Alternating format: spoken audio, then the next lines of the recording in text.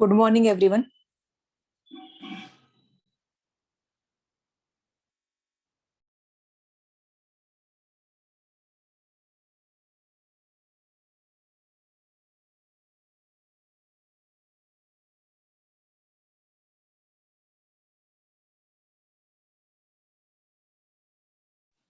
Okay, so in the previous class, we have started with the new chapter, that is cell cycle and cell division.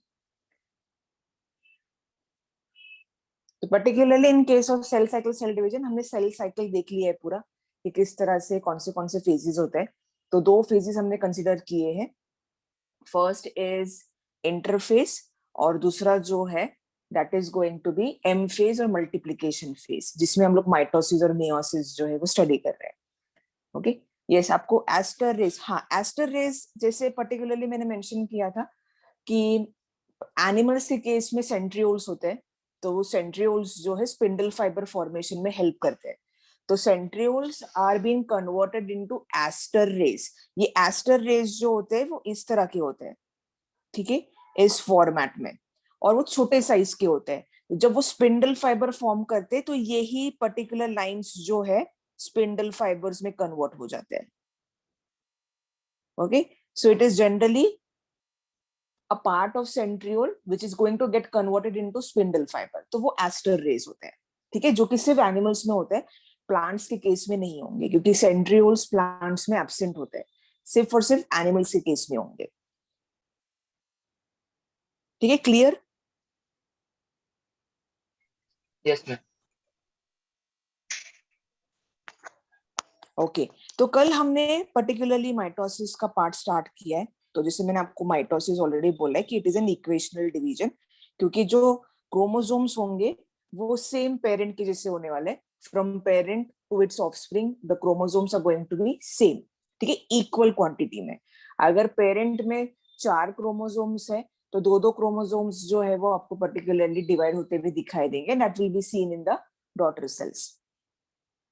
तो particularly हमने चारों phases जो है यहाँ पे देखे हैं. तो इसमें particularly you can just see prophase, metaphase, anaphase and telophase है.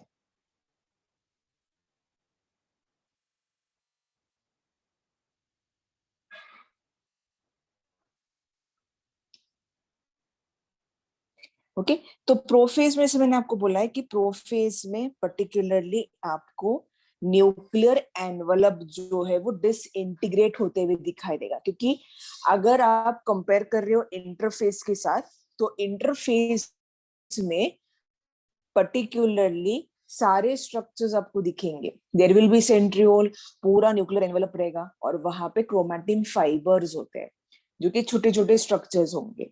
बट जैसे मैंने आपको प्रोफेज में बताया था कि प्रोफेज में chromosomes are going to be thick, condensation उनका होगा, एंड आपको एक्चुअल स्ट्रक्चर जो है उसमें दिखने वाला है.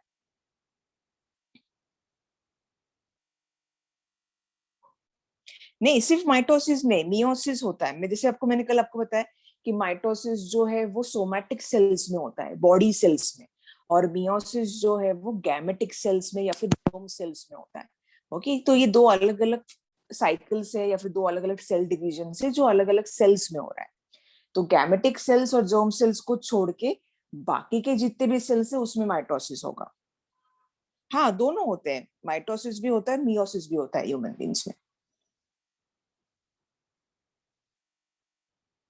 ओके, तो पर्टिकुलरली प्रोफेज में, जैसे मैंने आपको कल डायग्राम ड्रॉ करके दिखाया था कि it is going to have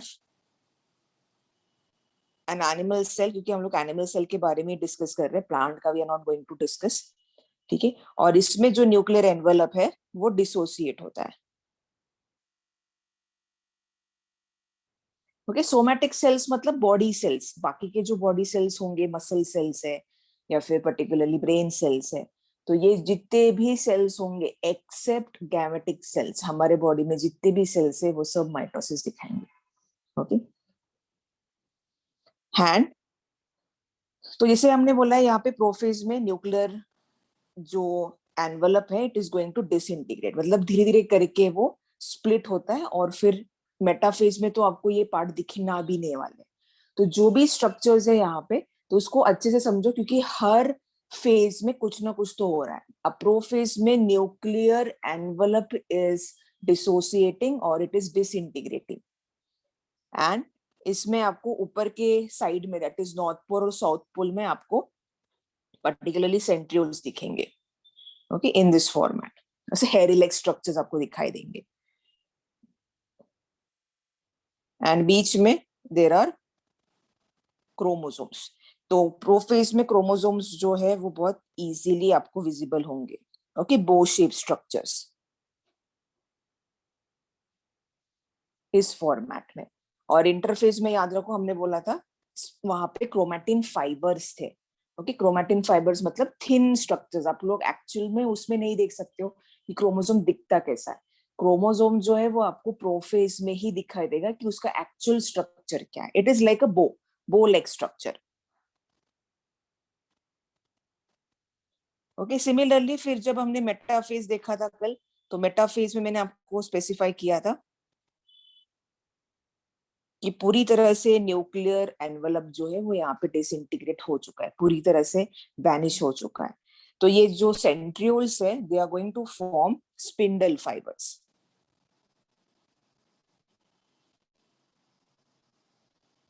okay, तो आपको ऐसे स्पिंडल फाइबर्स जो है वो यहाँ पे दिखने वाले हैं, और इस स्पिंडल फाइबर के ऊपर ये क्रोमोसोम्स जो है वो अरेंज्ड होंगे।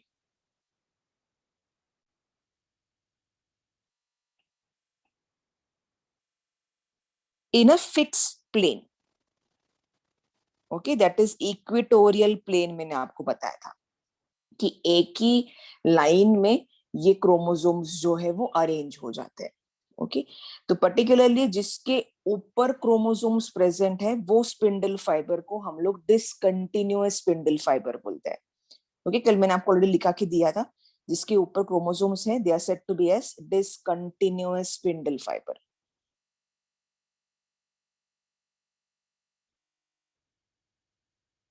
एंड जिसके ऊपर स्पिंडल ये क्रोमोसोम्स नहीं है उनको हम लोग कंटिन्यूअस स्पिंडल फाइबर्स बोलेंगे।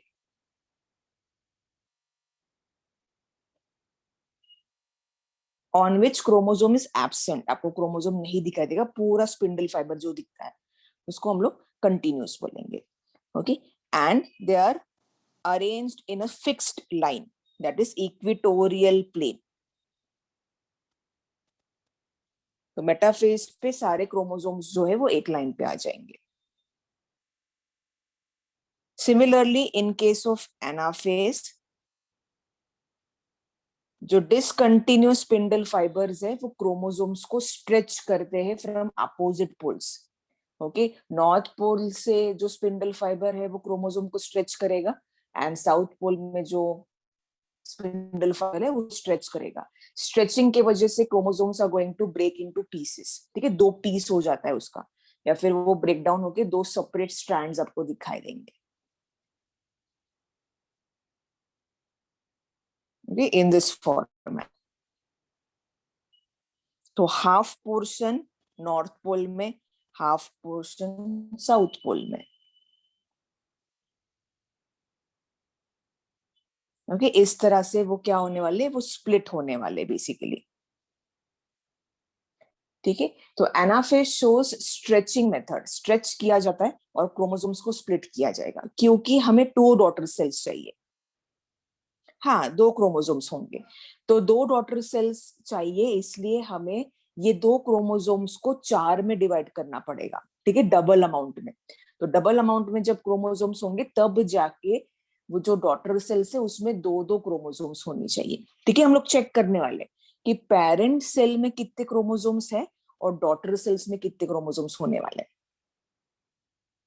ओके, तो स्पेसिफिकली याद रखो, काइनेटोकोर मैंने आपको बोला था कि क्रोमोसोम्स के बीच में जो सर्कल होता है, ओके, इस तरह से, तो दिस इज काइनेटोकोर। और स्पेसिफिकली सेंट्रोमियर, तो सेंट्रोमियर जो है वो अलाउ कर रहा है क्रोमोसोम को तोड़ने के लिए, ब्रेक डाउन करने के लिए, इसलिए आपको ये 4 स्ट्रक्चर्स दिखेंगे। ठीक है, फाइनली टीलोफेज में आपको 2 स्ट्रक्चर्स जो है वो फॉर्म होते हुए दिखाई देंगे।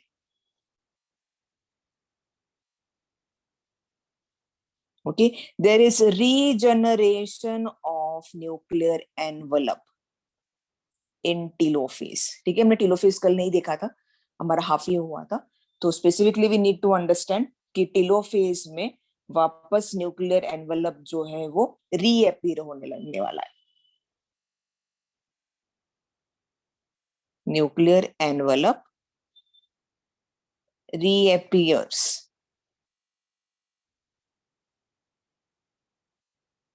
Okay, and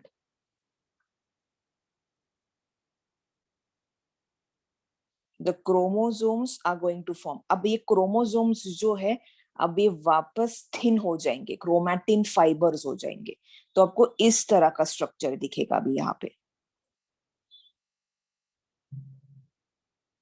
and finally there is the last stage, that is cytokinesis. तो साइटोकाइनेसिस में जो साइटोप्लाज्म है, it is going to split into 2 structures, क्योंकि वो 2 डॉटर सेल्स फॉर्म कर रहा है। तो 2 डॉटर सेल्स फॉर्म करने के लिए आपको साइटोकाइनेसिस का पार्ट देखना ही पड़ेगा, तभी जाके ये प्रोसेस कंप्लीट होने वाली है। तो there is complete formation of nuclear membrane and the chromosomes are also formed in this format.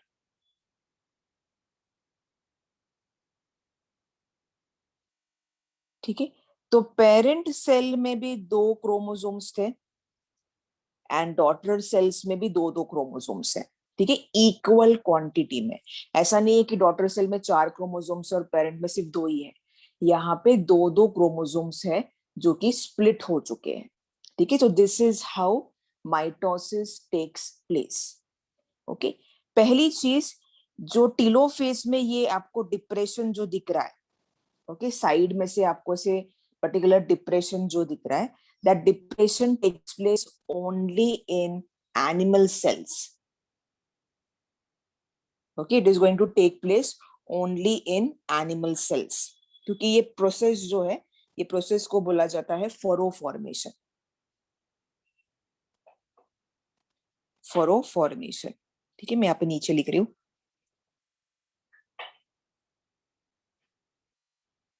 Furrow formation, or it is also said to be as constriction.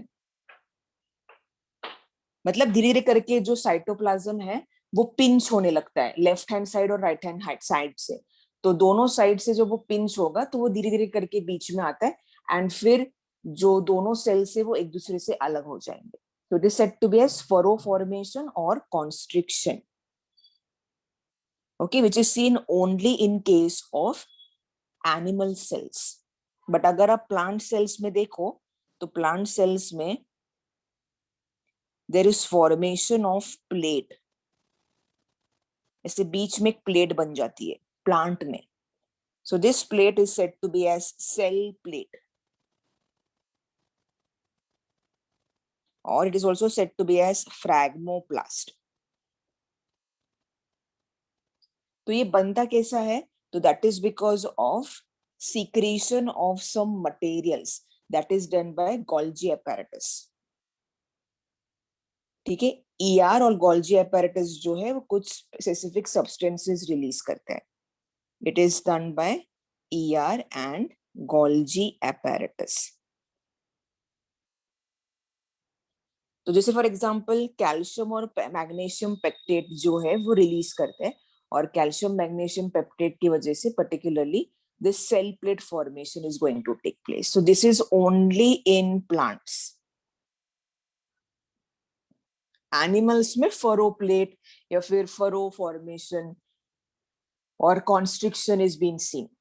Okay, जिसको पिंचिंग मेथड भी बोला जाता है कि दोनों साइड से वो pinch होता है और धीरे धीरे करके बीच में आके फिर दोनों सेल सेपरेट हो जाते हैं. ठीक है, और प्लांट्स में सेल प्लेट क्यों होता है? क्योंकि प्लांट में सेल वॉल प्रेजेंट होता है, तो सेल वॉल के वजह से कॉन्स्ट्रिक्शन या फिर फरो फॉर्मेशन पॉसिबल नहीं है. Okay, furrow means pinching. Okay, दोनों साइड से वो पिंच होके अंदर आके फिर सेपरेट हो जाता है. Okay, a deep incision from two sides, left hand side से भी और राइट हैंड साइड से भी. ठीक है, तो अगर क्वेश्चन आता है कि सेल प्लेट फॉर्मेशन क्यों हो रहा है प्लांट्स के केस में, तो ऑलवेज रिमेंबर कि प्लांट में सेल वॉल होता है, तो सेल वॉल में फरो फॉर्मेशन पॉसिबल नहीं है क्योंकि वो काफी ज्यादा रिजिड और स्ट्रांग होता है. तो इसलिए सेल वॉल के अंदर जो कंपोनेंट्स है, सेल मेम्ब्रेन, साइटोप्लाज्म, ओके, वो सारी चीजें जो है वो प्लेट फॉर्मेशन करते हैं. किसके हेल्प के साथ?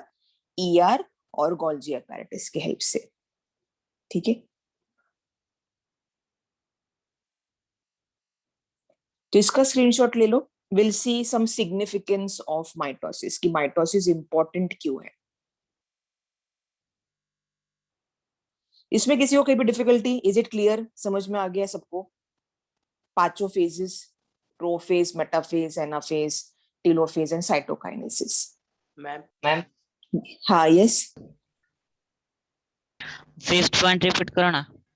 ओके, साइटोकाइनेसिस वाला. हाँ, साइटोकाइनेसिस में क्या होगा कि there is division of cytoplasm. Cytoplasm जो है वो स्प्लिट हो जाता है, तो वो डायरेक्टली स्प्लिट नहीं हो सकता. टेलोफेज में फरो फॉर्मेशन स्टार्ट होता है, धीरे धीरे करके it is going to split, एकदम से स्प्लिट नहीं होता है. तो साइटोकाइनेसिस में पूरा जो पेरेंट सेल है it is going to divide into two structures. Cytoplasm split हो जाता है और फिर आपको दो डॉटर सेल्स दिखाई देंगे जिनके पास उनके इंडिविजुअल क्रोमैटिन फाइबर्स है जो कि सेम टू सेम उसके पेरेंट्स की जैसे है.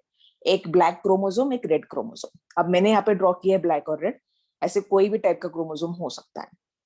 ठीक है, तो हर इसमें, हर डॉटर सेल में एक ब्लैक एक रेड, दूसरे इसमें भी एक ब्लैक एक रेड. ओके, ऐसे ही फॉर्मेट में होने वाला है.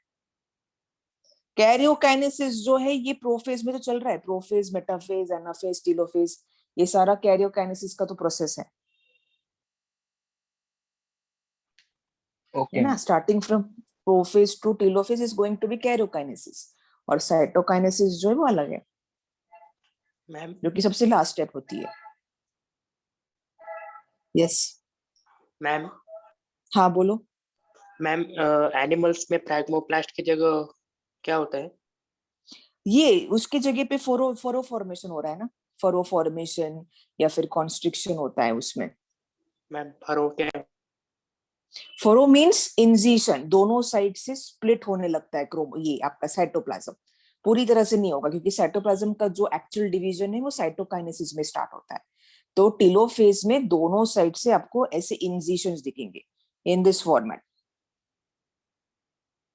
ओके, ये ऐसे जो इंजर्शंस जो है ना, this is said to be as furrow, deep incisions. ठीक है, ओके इसका स्क्रीनशॉट ले लो. Will see significance of mitosis now, कि क्यों वो इंपॉर्टेंट है.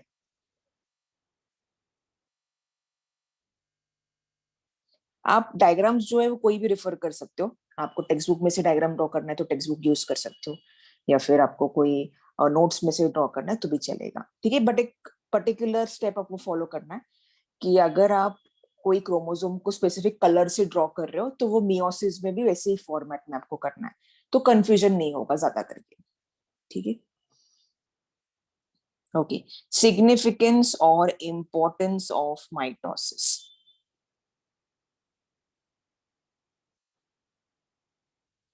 ठीक है, पहली चीज जो है हमें पता है कि माइटोसिस जो है वो जाइगोट फॉर्मेशन के लिए बहुत इंपॉर्टेंट है। मतलब गैमेटिक सेल्स में तो मियोसिस हो रहा है, बट एक बार मियोसिस हो जाता है तो जाइगोट फॉर्म होगा। बट जाइगोट का जो पूरा डेवलपमेंट है वो माइटोसिस के हेल्प से होता है। Okay, so development of zygote into an adult, क्योंकि जाइगोट सिंगल सेल होता है, तो सिंगल सेल को मल्टीपल या फिर मल्टी सेलुलर में कन्वर्ट करने के लिए हमें माइटोसिस ही लगने वाला है। ठीक है, सेकंड क्या है, mitosis is responsible for equal distribution of chromosomes.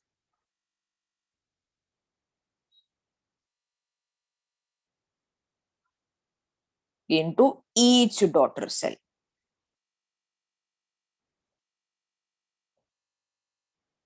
Her daughter cell में इक्वल क्वांटिटी में क्रोमोसोम्स होने चाहिए। ऐसा नहीं होगा कि एक में 3 क्रोमोसोम है और एक डॉटर सेल में सिर्फ एक ही क्रोमोसोम रहेगा, ऐसा नहीं होगा, इक्वल डिस्ट्रीब्यूशन होने वाला है। ठीक है, एंड फिर उसके बाद it is responsible to maintain chromosome number.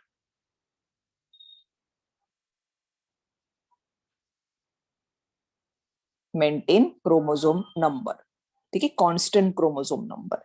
तो 2 अगर क्रोमोसोम्स है तो 2 ही क्रोमोसोम्स डॉटर सेल्स में आपको दिखेंगे।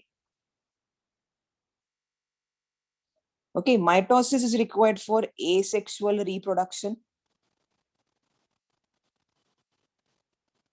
Okay, it is also responsible for vegetative propagation in plants.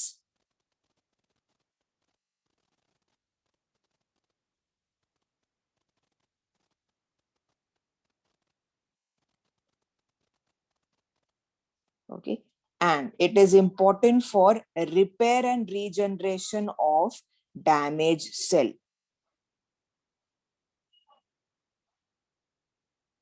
कल ही मैंने आपको बताया था कोई डैमेज सेल अगर होगा तो वो डैमेज सेल को रिप्लेस किया जाता है विथ हेल्दी सेल्स।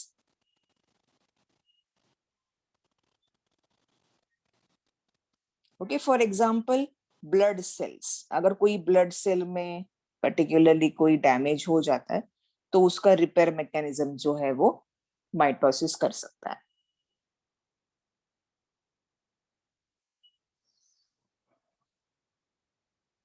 ओके, तो ये कुछ इंपॉर्टेंस है माइटोसिस के कि माइटोसिस क्यों होना चाहिए। तो because of all these 5 points. ठीक है, ये इसका इंपॉर्टेंस और सिग्निफिकेशन काफी इंपॉर्टेंट है, इसके ऊपर भी क्वेश्चंस पूछे जाते हैं। ओके, माइटोसिस और मियोसिस के ऑप्शंस आपको दिए होंगे और उसके बेसिस पे आपको आइडेंटिफाई करना है कि कौन सा स्पेसिफिक इंपॉर्टेंस किससे रिलेटेड है। तो माइटोसिस में ये 5 आपको पॉइंट्स दिखाई देंगे।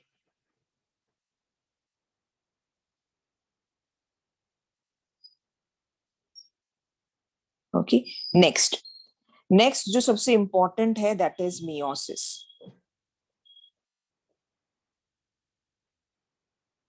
मियोसिस जो है काफी लेंदी प्रोसीजर है माइटोसिस के कंपैरिजन में। माइटोसिस काफी जल्दी हो जाता है क्योंकि उसमें स्टेप्स बहुत कम है, बट मियोसिस जो है it is going to be little bit advance type, जो कि गैमेटिक सेल्स में होता है।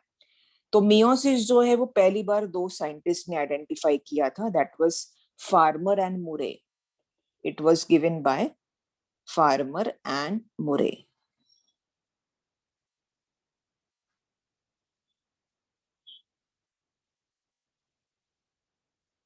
Okay, and meiosis is said to be as a reductional division, क्योंकि यहाँ पे जो डॉटर सेल्स होंगे उनके पास क्रोमोसोम जो है वो कुछ कम क्वांटिटी में होंगे। कम क्वांटिटी या फिर हम लोग बोल सकते हैं कि उसमें कुछ डिफरेंसेस होने वाला है, क्योंकि in this case there is going to be recombination method. Recombination का मतलब होता है कि यहाँ पे 2 cells, for example female cell है और एक मेल सेल है, तो इन दोनों के क्रोमोसोम्स जो है वो मिक्स हो जाते हैं, और जब क्रोमोसोम्स मिक्स हो जाते हैं तो आपको एक नई वैरायटी मिलेगी। ठीक है, for example we have 1 chromosome from female and 1 chromosome from male. तो ये दोनों कंबाइन करके आपको जाइगोट फॉर्म करेंगे। तो जाइगोट में दोनों के क्रोमोसोम्स होंगे, तो that means it is going to be mixed chromosome. वो रिकॉम्बिनेशन करते हैं, ठीक है। Mixing of chromosomes is said to be as recombination, ठीक है। तो हम लोग यहाँ पे रिकॉम्बिनेशन मेथड देखने वाले हैं कि किस तरह से मियोसिस में क्रोमोसोम्स एक दूसरे के साथ अटैच हो जाते हैं एंड डॉटर सेल्स में आपको हाइब्रिड क्रोमोसोम्स दिखेंगे। Okay, hybrid means there is combination of 2 chromosomes, ठीक है। Then it is mostly useful in sexual reproduction. Okay, it is mostly seen in sexual reproduction of organisms or sexually reproducing organisms. Sexually reproducing organisms. Because we are going to considering germ cells or gametic cells. That is egg and sperm हम लोग यहाँ पे mention कर रहे हैं।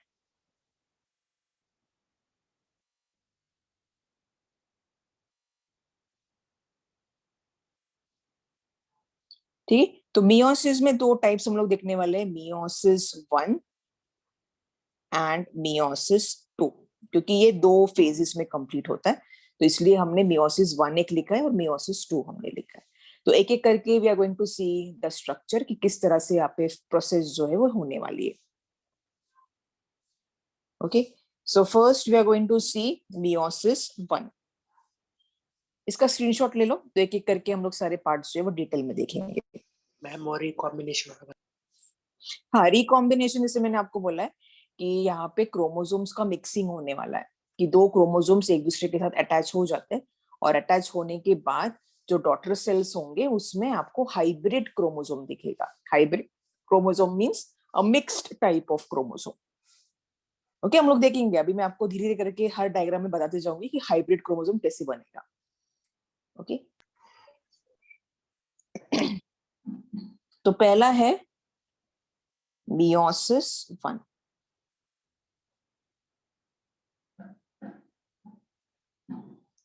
ठीक है, meiosis 1 में काफी सारे फेजेस है, तो वो एक एक करके हमें इसमें फेजेस देखना है। तो पहला है प्रोफेज 1।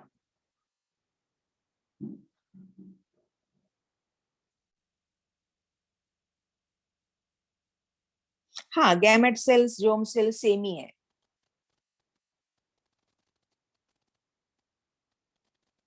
ओके, प्रोफेज में पर्टिकुलरली 5 सब फेजेस होते हैं। ओके, सो फर्स्ट सब फेज इज लिप्टोटीन।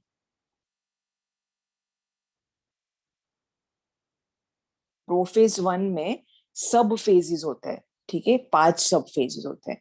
तो पहला जो है that is leptotene.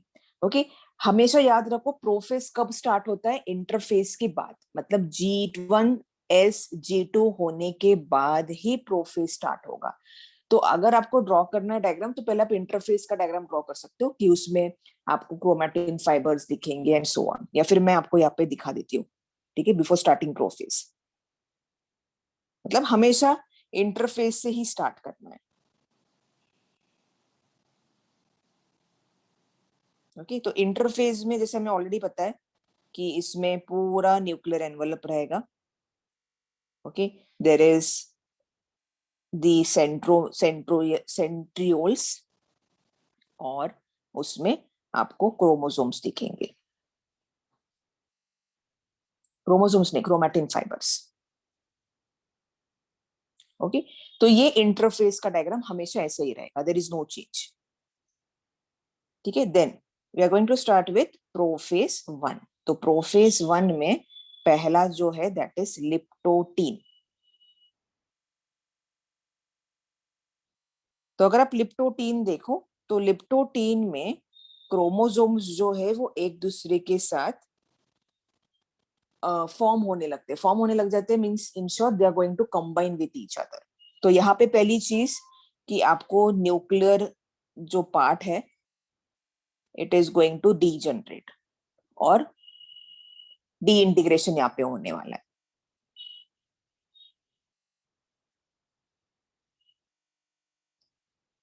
Okay, so specifically the chromosomes are going to be formed. तो आपको सिर्फ कंडेंस्ड क्रोमोसोम्स दिखाई देंगे in this format.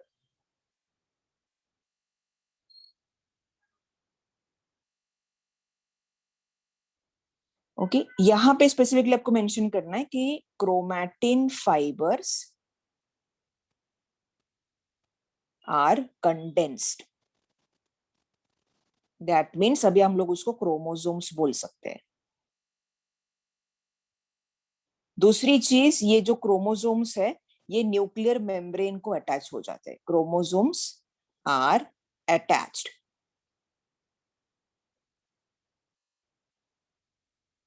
To nuclear envelope और न्यूक्लियर मेम्ब्रेन। ओके, वो पूरी तरह से उनको अटैच हो जाएंगे। देन नेक्स्ट जो फेज आता है प्रोफेज 1 में, दैट इज जाइगोटीन।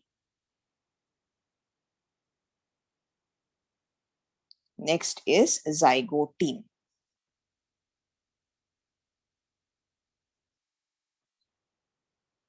जाइगोटीन में centriole is as it is, nuclear membrane भी वैसे ही है, डीजनरेट हो रहा है, पूरी तरह से अभी तक खत्म नहीं हुआ है न्यूक्लियर मेम्ब्रेन, क्योंकि वो मेटाफेज में पूरी तरह से खत्म होगा। ओके, अब इसमें स्पेशल चीज ये हो रही है कि ये जो दो क्रोमोसोम्स है वो एक दूसरे से अटैच हो जाते हैं from one side.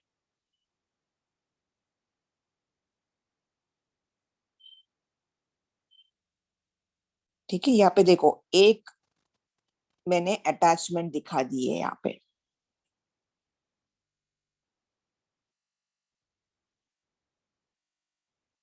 Okay, there is an attachment being shown. ठीक है, two chromosomes attaches. Okay, it is said to be as synapses. Two chromosomes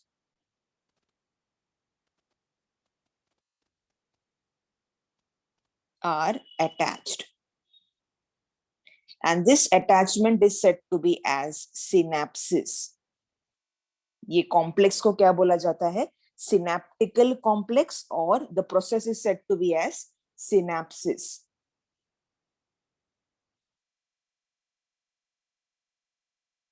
नहीं, न्यूरॉन वाला सिनेप्सिस नहीं, वो सिनेप्सिस इंफॉर्मेशन वाला सिनेप्सिस है।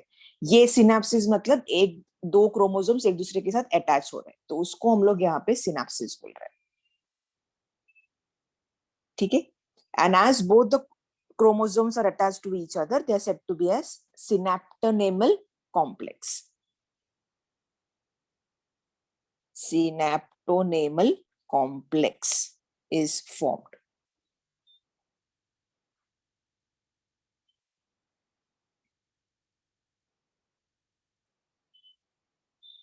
ठीक है, मैं इसको कलर कर लेती हूँ क्योंकि बाद में फिर हम लोग देख सकते हैं कि इनका रिकॉम्बिनेशन कैसे हो रहा है।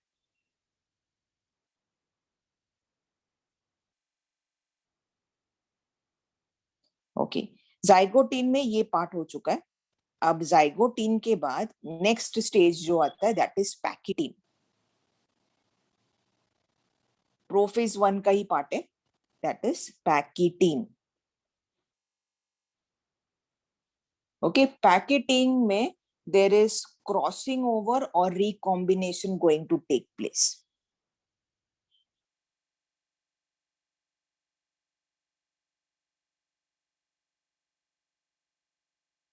Centriole is as it is, nuclear envelope is as it is. जो भी हो रहा है वो अंदर आपको चेंजेस दिखाई देंगे।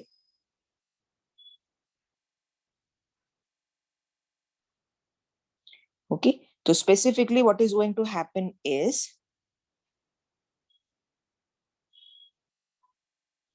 ये दोनों एक दूसरे के साथ क्रॉस होने वाले हैं in this format.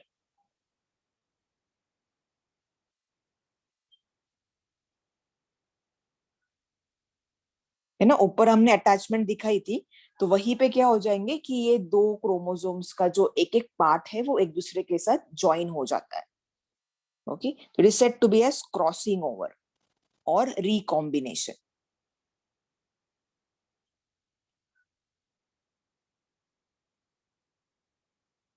Crossing over or recombination takes place.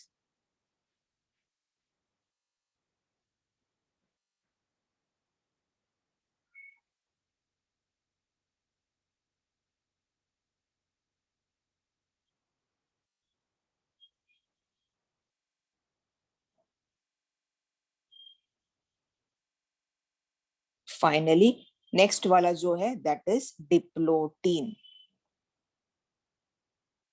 Okay, diplotene में क्या होने वाला है कि पर्टिकुलरली जो सिनेप्सिस है वो एंड हो जाता है. ओके, और ये अलग अलग होने लगेंगे.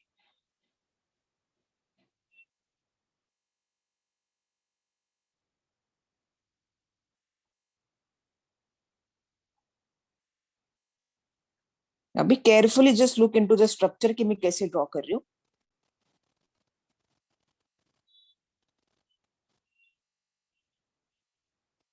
अभी अलग हो चुके हैं, बट अलग कैसे हुए हैं?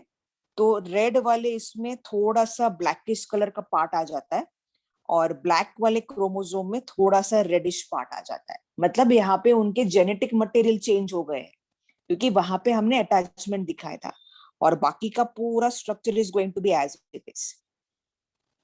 तो रेड क्रोमोसोम में थोड़ा सा आपको ब्लैक कलर का पार्ट दिखेगा और ब्लैक में थोड़ा सा रेड वाला पार्ट आपको दिखने वाला है. तो this is recombination. Exchange of material is going to take place. तो ये हाइब्रिड हो गया कि नहीं हुआ है? हाइब्रिड हम लोग इसको बोल सकते हैं क्या अभी? Yes sir. Is it going to look hybrid? Hybrid क्यों? क्योंकि दोनों क्रोमोसोम्स में कुछ कुछ पार्ट्स एक दूसरे के आ चुके हैं. ओके, ब्लैक वाला पार्ट रेड में आ गया, रेड वाला पार्ट ब्लैक में आ चुका है. Okay, so there is end of synapses and hybrids are formed.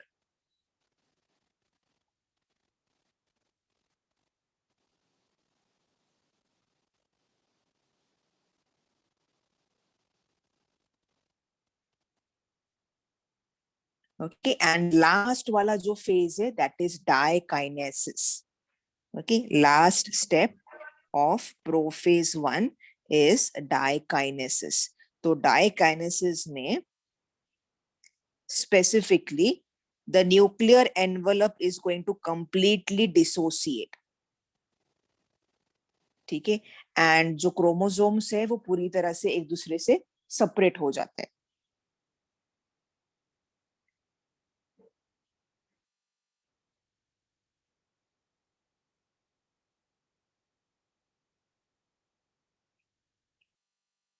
In this format.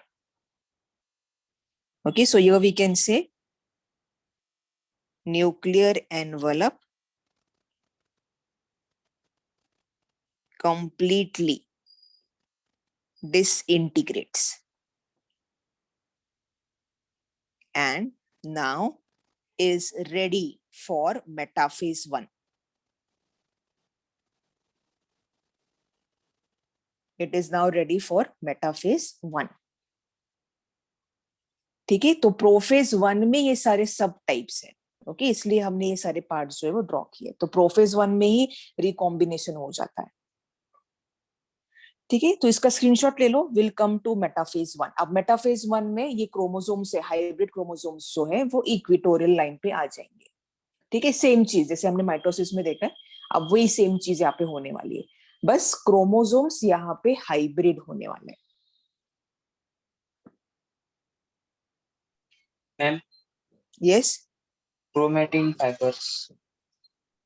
हाँ, क्रोमेटिन फाइबर्स जो है, क्रोमेटिन फाइबर जैसे मैंने आपको बोला है कि क्रोमेटिन फाइबर्स जो होते हैं वो ऐसे थ्रेड लाइक स्ट्रक्चर्स होते हैं. वो क्रोमोसोम्स ही है, बट स्टार्टिंग का जो क्रोमोसोम का फेज होता है उस टाइम पे वो थिन स्ट्रक्चर्स होते हैं. एंड जैसे ही प्रोफेज स्टार्ट हो जाता है, मतलब एक्चुअल सेल डिवीजन जब स्टार्ट होगा, तब उनका शेप जो है वो चेंज हो जाता है. वो थिन से थिक स्ट्रक्चर्स बन जाते हैं और तब आपको बो लाइक शेप दिखाई देगा वहां पे. ठीक है, तो chromatin fibres are thin chromosomes and condense chromosome का मतलब होता है थिक क्रोमोसोम्स। ओके, वो याद रखो। हाइब्रिड मींस कि दोनों क्रोमोसोम्स में दो दो मतलब पर्टिकुलरली डीएनए उनके एक्सचेंज हो चुके हैं। हमने एक तरफ रेड और ब्लैक कॉम्बिनेशन बताया और एक में ब्लैक और रेड कॉम्बिनेशन बताया। इसका मतलब ये है कि दोनों के बीच में रिकॉम्बिनेशन हो चुका है। That means exchange of genetic material is taken place, इसलिए उसको हम लोग हाइब्रिड बोल रहे हैं। हाइब्रिड का मतलब क्या होता है? मिक्सिंग, है ना, हाइब्रिडाइजेशन मेथड आपने कभी सुना होगा, तो that is mixing. Okay, so next is metaphase 1, anaphase 1, telophase 1 and cytokinesis 1.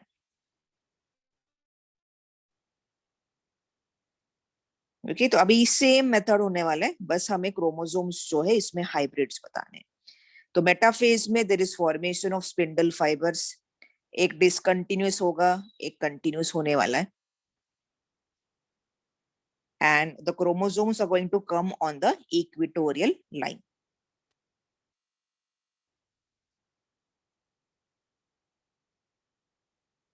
ठीक है, बस कलर आपको दिखाना है इसमें कि ब्लैक में थोड़ा सा रेड वाला पार्ट भी आ चुका है एंड रेड में थोड़ा सा ब्लैक वाला पार्ट आ चुका है।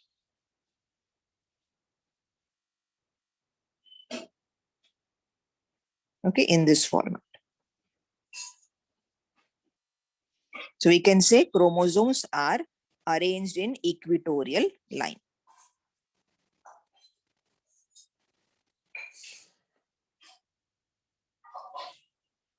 Similarly, anaphase में आपको स्ट्रेचिंग दिखाई देगी कि क्रोमोसोम्स अलग अलग पोल्स में स्ट्रेच हो जाते हैं।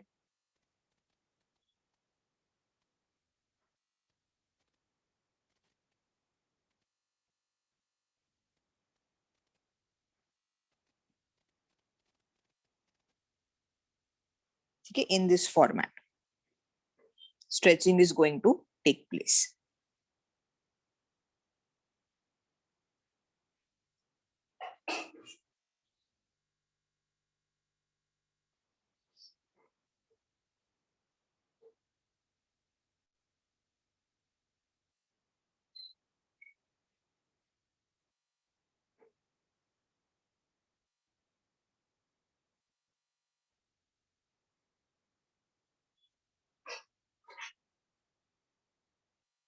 Okay, in this format.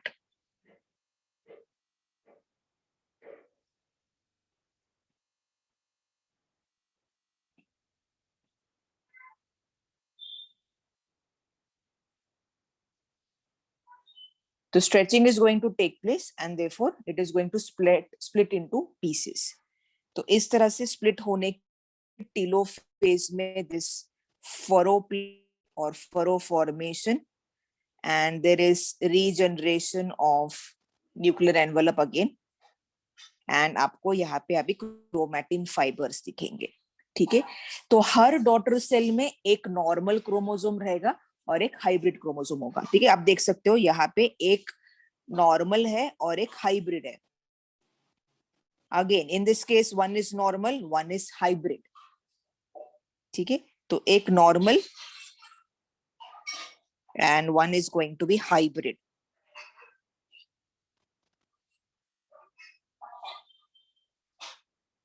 Okay, इस फॉर्मेट में। And finally, it is going to divide into two structures. क्योंकि साइटोकाइनेसिस हो चुका है तो आपको दोनों स्ट्रक्चर्स यहाँ पे फुल दिखाई देंगे। न्यूक्लियर मेंबर बन जाएगा envelope and it is going to have the chromosomes. Okay, in this format.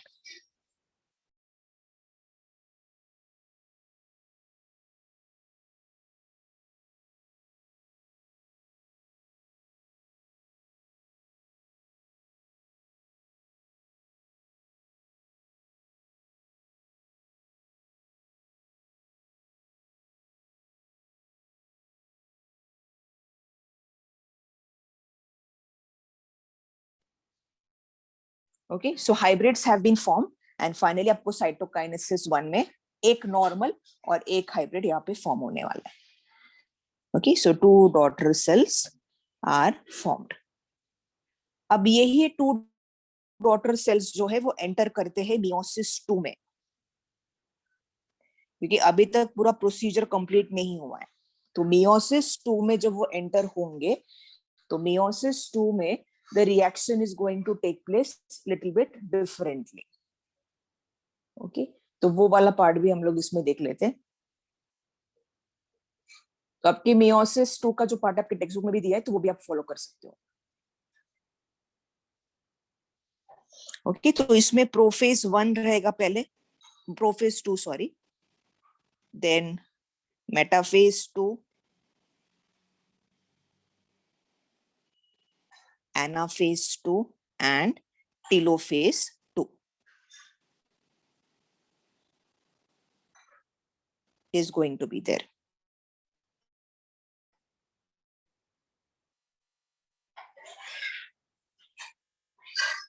तो प्रोफेज 2 में जो साइटोकाइनेसिस 1 में जो डॉटर सेल्स बन चुके थे वो एंटर करने वाले हैं. ठीक है, the diagram is going to be same. तो हम लोग कोई भी एक डॉटर सेल लेने वाले हैं, दोनों भी नहीं लेंगे, we will take only one, क्योंकि हम एक्सप्लेनेशन करने के लिए फिर वो इजी होगा. तो दोनों डॉटर में सेल में से सिर्फ मैं एक ही ले रही हूँ. ठीक है, so in this case there is going to be degeneration of the nuclear membrane. इसमें सेंट्रियोल्स रहेंगे and I'm going to take this daughter cell. ठीक है, पहला वाला जो डॉटर सेल है ना मैं वही ले रही हूँ, नीचे वाला नहीं ले रही हूँ.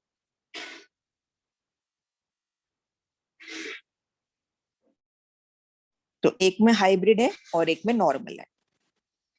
ठीक है, this prophase 2 is going to enter into metaphase 2. तो मेटाफेज 2 में क्या होगा कि धीरे करके it is going to enter और ये क्रोमोसोम्स जो है वो कंडेंस हो जाएंगे. ओके, एक्चुअल में यही पे कंडेंसेशन हो जाता है प्रोफेज में.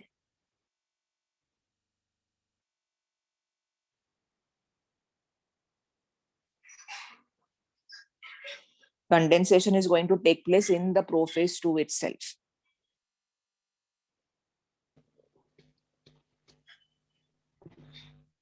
नहीं, इसमें मियोसिस 2 में इंटरफेस स्टार्ट नहीं होगा. इंटरफेस मियोसिस 1 के टाइम पे ही स्टार्ट हो जाता है.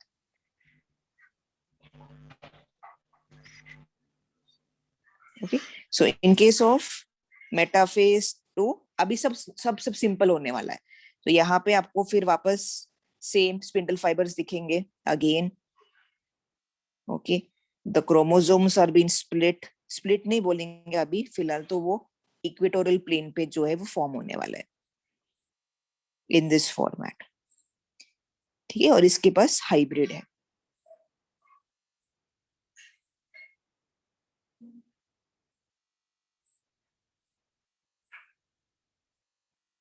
On the equatorial plane.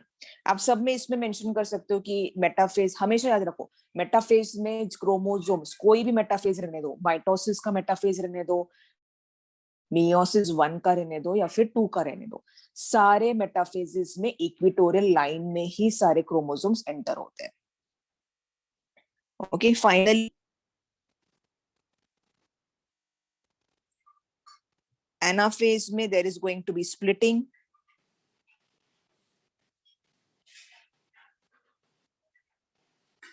ठीक है, एक क्रोमोसोम ऊपर चला जाएगा.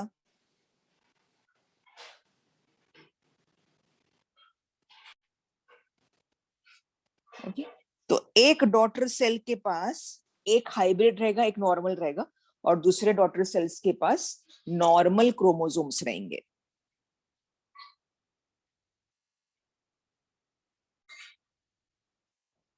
In telophase there is furrow formation. Nuclear envelope generates. ठीक है, एक इसमें हाइब्रिड है और एक इसमें नॉर्मल है. ठीक है, इसका मतलब ये है कि मियोसिस जब होता है तो देयर आर चांसेस कि दोनों डॉटर सेल्स में हाइब्रिड्स प्रेजेंट हो सकते हैं या फिर दोनों दोनों इसमें नॉर्मल क्रोमोसोम्स भी प्रेजेंट हो सकते हैं. मोस्टली 95% हाइब्रिड्स ही प्रेजेंट होते हैं ऑलवेज. बट कभी कभी ऐसा हो जाता है कि कुछ नॉर्मल क्रोमोसोम्स का जब स्प्लिटिंग होता है तो एक डॉटर सेल के पास नॉर्मल चला जाता है और एक के पास हाइब्रिड. तो यहाँ पे one is going to be hybrid and one is going to be normal. तो साइटोकाइनेसिस में स्पेसिफिकली साइटोकाइनेसिस 2 में आपको 2 डॉटर सेल्स मिल जाएंगे और ये एंड डॉटर सेल्स है. मियोसिस 2 के बाद जो डॉटर सेल्स होंगे वो फाइनल डॉटर सेल्स होने वाले हैं. ठीक है, याद रखो hybrids are going to be 95% और सिर्फ 5% ऐसे होंगे जो कि नॉर्मल क्रोमोसोम्स उनके सेल में अंदर एंटर हो सकते हैं. ठीक है, so this is meiosis 1 and meiosis 2. Meiosis में सबसे इंपॉर्टेंट स्टेज है प्रोफेज 1, क्योंकि प्रोफेज 1 में ही एक्चुअल रिकॉम्बिनेशन मेथड जो है वो कंप्लीट हो रहा है. ठीक है, this is very very important. इसमें किसी को कहीं भी डिफिकल्टी, सबको क्लियर है? यस. मुझे ये बताओ कि मियोसिस इंपॉर्टेंट है या नहीं है, मतलब उसका सिग्निफिकेंस होगा या नहीं होगा, और अगर होता है तो क्या सिग्निफिकेंस होना चाहिए इसका? Yes, you can take the screenshot. इसका स्क्रीनशॉट ले लो. Will see the significance. पहली चीज, जब हाइब्रिड्स फॉर्म होते हैं तो इसका मतलब है कि वो नया टाइप का सेल बन गया है. तो that means it is going to show variation. Okay, variation of genetic material takes place due to meiosis. आपको variety of organism दिखता है. अब जैसे फॉर एग्जाम्पल आप पेरेंट्स, मदर और फादर का जो सेल्स होंगे वो एंटर होते हैं इनटू देयर ऑफस्प्रिंग. तो हमारा जो कैरेक्टरिस्टिक्स है वो मिक्स कैरेक्टरिस्टिक्स होंगे दोनों पेरेंट्स के. तो we are going to be an individual which is a variant. हमारे इसमें वेरिएशंस हुए हैं. Okay, because we have hybrid chromosomes, female और मेल के क्रोमोसोम्स मिक्स करके, है ना. ह्यूमन बीन्स में टोटल आपको अगर आप देखो तो देयर आर 46 क्रोमोसोम्स.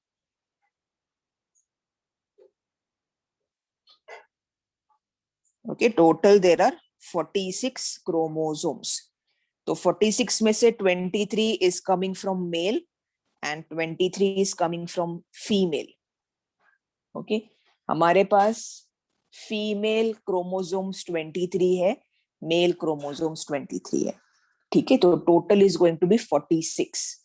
तो 46 chromosomes are going to be hybrid of male and female parent, जो कि उसके ऑफस्प्रिंग में दिखाई देंगे. Okay, so first thing, significance of meiosis is variation in genetic material takes place.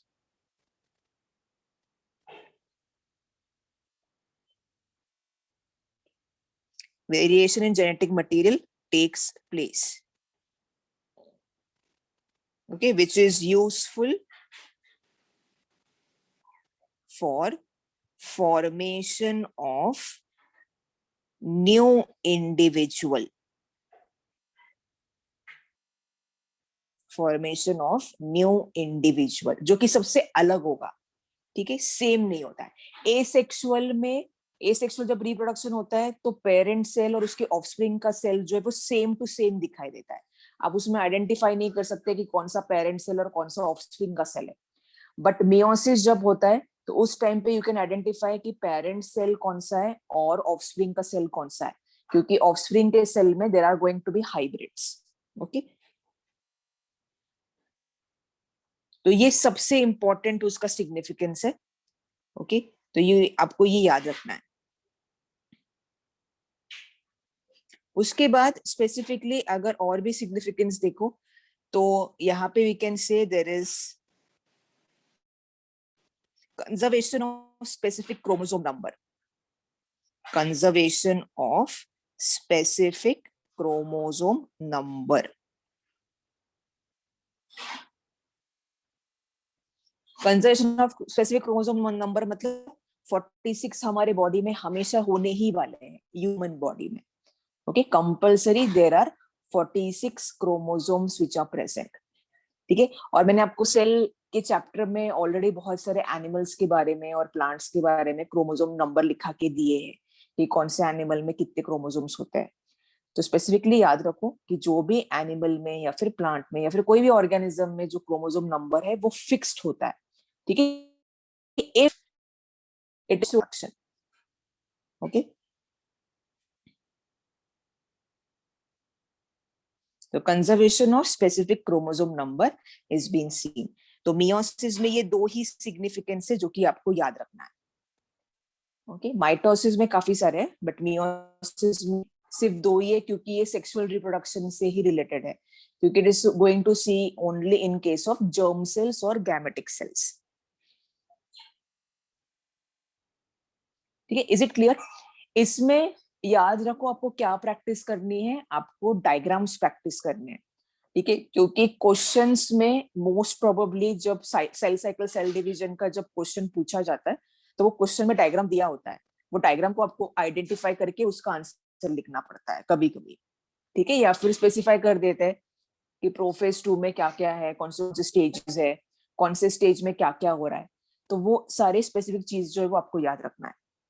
ठीक है, दूसरी चीज, प्रोफेज 1 के जो फेजेस है एनसीईआरटी में नहीं दिया है, तो मैं आपको पीडीएफ प्रोवाइड कर दूंगी इस चैप्टर का. तो वो पीडीएफ में से आप लिप्टोटीन, जाइगोटीन, पैक्टिटीन, ये सारे फेजेस के डायग्राम्स आप अच्छे से ड्रॉ कर सकते हो. ठीक है, टेक्स्ट बुक में नहीं दिया है बट वो आपको कंपल्सरी उसके ऊपर क्वेश्चंस पूछे जाएंगे प्रोफेज 1 के सब फेजेस के ऊपर. ठीक है, तो ये काफी सिंपल चैप्टर है. तो इसमें आपको बस स्ट्रक्चर्स याद रखने, सारे स्ट्रक्चर्स याद रखो, सिग्निफिकेंस याद रखो. ठीक है, किसने क्या डिस्कवर किया है वो भी आपको याद रखना है. ओके, कल का जो लेक्चर होगा मोस्ट प्रोबेबली वो 12th का चैप्टर भी हो सकता है या फिर 11th का भी चैप्टर हो सकता है, वो आपको आज पता चल जाएगा. ठीक है, उसके बेसिस पे आप प्रिपेयर रह सकते हो. ओके, तो for now will stop here, will continue tomorrow. ठीक है, इसके नोट्स अगर आपको चाहिए तो मुझे बता देना, मैं आपको नोट्स प्रोवाइड कर देती हूँ सेल साइकिल सेल डिवीजन के. आपको सिर्फ दो ही बुक्स रिफर करना है इसके लिए, जो नोट्स मैं आपको प्रोवाइड कर रही हूँ वो और एनसीईआरटी. ठीक है, ये दोनों चीजें काफी इंपॉर्टेंट है.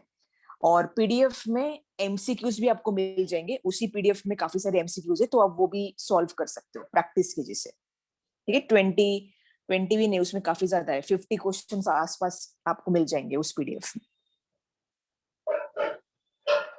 ठीक है, just go through the chapter. In case आपको कहीं पे भी डिफिकल्टी लगती है कोई भी पॉइंट में तो यू कैन आस्क. ठीक है, कोई भी रिलेटेड पॉइंट अगर आपको डिफिकल्टी आती है तो.